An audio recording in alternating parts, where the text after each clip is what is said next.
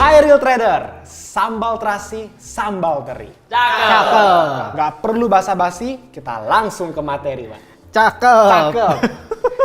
Dari Pak Putra GG. Ya. Misal ada modal 10.000 di akun. Oke. Transaksinya tuh 1%, resikonya $100 per transaksi. Tapi di depannya, di deponya ke akun trade cuma $300, Pak. Sengaja untuk 3 kali open posisi.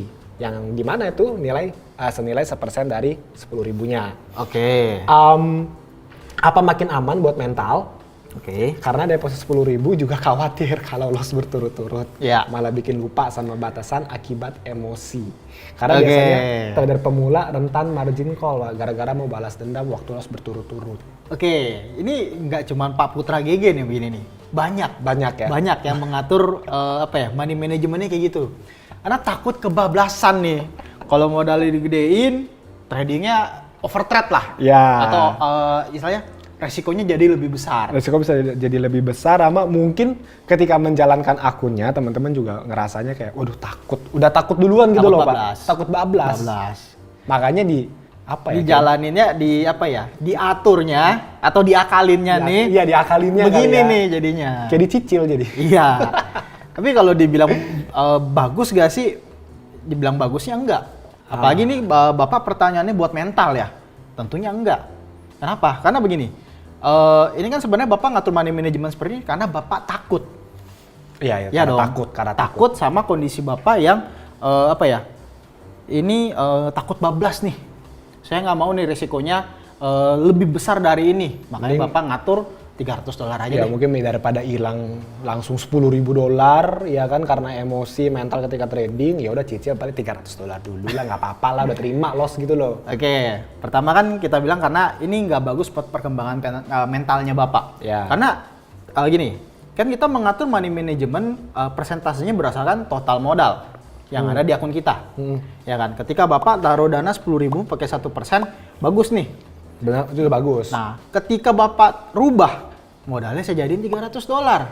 Harusnya kan 1%-nya dari $300. Ya dong. Berarti cuma $3. Iya. Ya. Kalau ngaturnya begini, berarti kan dari $300 ngatur resiko 1%-nya kan berarti $100. Ini berarti jadinya 30%. 33%. Ya 33%-nya per transaksi. Jadinya kan nggak sesuai dong sama money manajemennya. Pengembangan dananya gimana nanti? Gitu. Jadi dari sisi risk money manajemennya udah melenceng. Ini kan jadinya kayak trading full margin. Iya benar. Iya kan? Kayak di kortir gitu jadinya akunnya gitu loh, dicicil. Dan ini kan balik lagi, nggak bagus buat pengembangan mentalnya karena Bapak terbiasa trading dengan dana kecil. Oh. Ya dong. Nanti pindah ke dana yang lebih besar gimana? Ujung-ujung jadinya takut nih. Jadi mau trading dengan dana besar. Nggak bisa pakai dana yang besar, ya karena emang dari modelan seperti ini tuh mirip-mirip kayak gini, Pak. Misalkan kita bawa mobil. Ya kan, bawa mobil nih. Isi bensinnya itu cuma nyampe ke pom bensin berikutnya. Isinya tiap 5 liter doang dah. Iya, 5 liter doang gitu loh. Pokoknya saya isi bensin sampai pom bensin berikutnya udah selesai, ntar isi lagi di sana. Ya. Iya kan? Itu kan kalau kita bahas dari sisi peluang ya. Ya. Ada kesempatan momentum di market, wah terbatas nih dananya nih. Akhirnya nggak bisa nih trading lagi. Kalau kayak gini kan sebenarnya $300 untuk 3 kali open posisi atau 3 momentum. Iya. Kalau ternyata momentumnya ada 4, ada 5 gimana? Ya perlu top up lagi lah. Top up lagi, perlu waktu lagi nih buat proses. Ya kan? Jadi pertama pengembangan mentalnya udah pasti susah nih karena Bapak terbiasa trading dengan dana kecil. Ya. Kemudian ketika ada peluang lagi, udah nggak bisa gerak. Ya kan? Kalau ceritanya mobil, keburu habis bensinnya, pom bensin masih jauh gimana? Ya dorong kan. Mau gimana lagi? Kalau trading, jadi kita momentumnya hilang nih. Itu. Nggak bisa ngambil. Jadinya balik lagi yang kita Bapak tanyain soal mental, dari kita kurang rekomendasi, Pak. Lagi pula kan kita udah pernah bahas soal modal ideal. Oh. Ya kan? Modal ideal Bapak, misalnya Bapak ada dana 10.000 di akun Bapak, di rekening Bapak. Ya jangan 10.000 jadi modal dong. 3.000 atau 5.000 dijadiin modal. Dipisah dulu ya. Lebih Betul. angka yang lebih kecil mungkin, yang lebih ideal buat si bapak putranya. Betul. Jadi ya kalau kita juga pasti ngerasa hilang 10.000 US dollar ya sakit. Iya. Ya nggak mau dong kita kehilangan semua. Tapi kita atur gimana caranya? Pakailah modal ideal. Nah, dari modal idealnya inilah baru diatur risk per trade, resiko per transaksinya berapa? 1% kah atau 2% kah? Jadinya lebih nyaman. Dan Bapak bisa ngembangin mental Bapak untuk trading dengan dana lebih besar, Pak. Kalau misalkan emang dari 3.000 udah berkembang akunnya, ya kan dari metode juga udah kelihatan, oh bagus nih, Iya. metodenya sesuai sama data, baru bisa digedein. Betul. Nggak diakalin. Ya, ini kan Bapak Kayak ngakalin gitu loh, Pak. benar, satu sisi kesannya Bapak udah mikir resiko banget nih. Iya. Tapi lebih panjangnya lagi yang Bapak belum pikirin soal mentalnya. Sama kalau kita bahas compounding otomatis susah di sini. Nggak bisa compounding. Betul. Bahkan ketika kita ngomong soal monthly loss, nggak ada. Kita ngomong drawdown, nggak bisa ngaturnya. Nggak bisa ngaturnya. Gitu. Ya drawdownnya ada, Pak. Ini kan ibarat drawdownnya ya 30%. 30%. Kalau sekali jalan 3 posisi running, drawdownnya langsung MC. Jadi apa tuh? My stop loss is my margin ya. My stop loss is my margin. Ditambah, ini kan punya dana 100 juta nih. Bapak masukin trading $300 atau 3 juta. Kalau hilang ya udah. Oh iya. Itu tuh apa ya? Itu pemikiran dan mentalnya bisa ngerusak banget sebenarnya. Betul. Karena kayak 300 habis. Heeh. Ya kan? Pasti depo lagi dong. Depo 300 lagi. habis. 300 habis gitu terus aja gitu loh, dan itu ya jadinya kayak gambling. Betul, jadi gambling. Kalau loss cuma 300, kalau saya deposit lagi juga cuma 300. 3 juta doang saya top up. Karena ada duitnya 100 juta. Jadi balik lagi pengembangan mentalnya yang berat. Pengembangan mentalnya yang berat sama dari solusinya ya harus dipecah ya akunnya kayak tadi Pak DP bilang kan. Diatur modal idealnya. Jangan ya memang nggak 10.000 US dollarnya apa dimasukin, nggak begitu. Diatur modalnya. Jadi Bapak misalnya dari 10.000 jadi 5.000 katakan. Ya, kata kayak tadi. Nanti Bapak tinggal ngatur money manajemennya. Jadi Bapak melatih Bapak dengan modal 5.000, kan dana berkembang nih kalau metodenya profit. Iya. Kan tinggal mengikuti risk manajemennya. Baru dengan gitu ya bisa lama-lama ditambahin akunnya buat trading for living. Betul. Oke.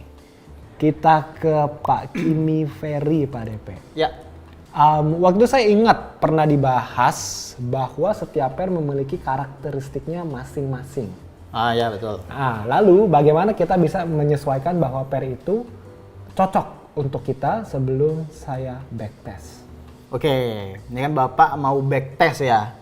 Tapi dia pengen ditentuin dulu sebelum dia sebelum backtest gitu mau loh. pairnya dulu. Iya, biar mungkin nanti kesannya kayak pas backtest hasilnya saya udah cocok, udah profit langsung jalan. Nggak ada trial and error-nya. Biasa kan kalau hasilnya jelek kan kita coba lagi. Ya memang harusnya nyoba lagi sampai menemukan metode yang paling bagus. Iya. Dari sisi probabilitas dan profitable-nya ya. Oke.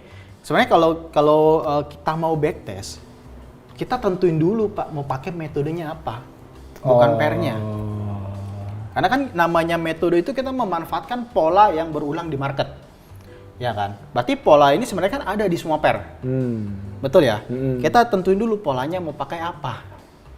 Dan kalau kita bilang ini kan Bapak mencari yang cocok, berarti Bapak mencari yang nyaman buat Bapak. Kita semua mencari metode yang nyaman buat kita semua. Kalau nyaman ya, kalau profit pasti nyaman, Pak. Belum tentu. Bukannya kayak gitu ya? Kalau profit kan udah pasti suka, nyaman. Tapi nggak semua orang bisa ngejalanin metodenya. Jalan jangka panjangnya. Iya. Misalnya, Bapak tentuin dulu metode yang mau Bapak pakai apa. Misalnya, saya mencari metode yang probabilitasnya tinggi. Tapi otomatis risk reward-nya nggak mungkin tinggi juga dong. Ya ada kok. Mana? Ada, banyak. Minta. Mana? Ada. Saya minta. Iya minta saya kasih. Lah banyak tau Pak. Punya siapa? Ya ada lah. Ada datanya? Ada datanya. Bener ya? Berbentuk gambar doang datanya udah. Screenshot doang ya?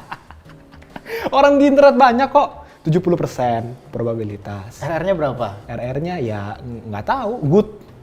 Good itu berapa? Iya good itu bagus. Kan banyak yang kayak gitu. 1:2 kah? 1:3 kan? Nggak ada. Kalau kita mau realistis itu berarti perbandingannya adalah probabilitas tinggi, biasanya RR-nya biasa aja nih. Mungkin 1:1. Tapi kalau kita mencari metode yang risk rewardnya tinggi, probabilitas otomatis nggak mungkin tinggi. Itu udah kayak hukum alam. Hukum lah ya. alam. Nggak bisa dua-duanya tinggi gitu. Ya, sampai sekarang sih kita belum nemuin ya. Oh, banyak. Yang bener ya. Bukan sekedar cuap-cuap ya. Iya. Bahkan kalau ketemu pun kita juga kayak mikir, ini benar apa enggak gitu ya. Iya. Soalnya sama sekali nggak bisa. Betul, sejauh harus ini. ada data lebih detail lah. Iya. Misalnya gini, ada probabilitas bisa 80%. RR mungkin akhirnya jelek. 10/1, Sel.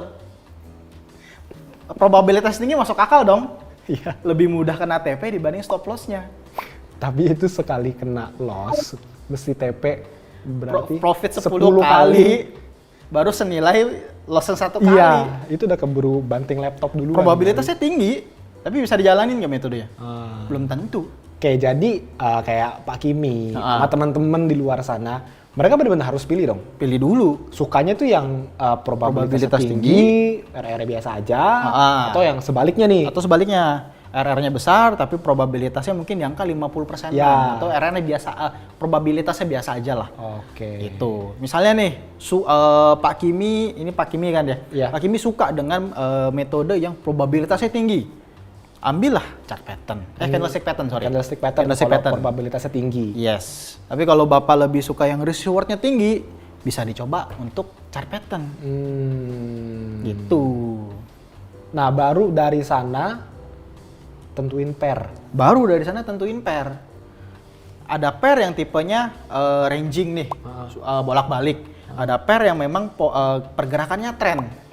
Memang cenderung kayak searah. Satu arah, misalnya XAU-USD dan GBP-JPY, Iya. kan tipenya trend nih karakternya. Sedangkan yang karakternya ranging atau sideways, itu Bapak bisa coba di Euro-USD, Aussie-USD, NZD-USD. Oke. Nah, apa ya, kalau kita bilang pola yang trend, ada gak sih di Google?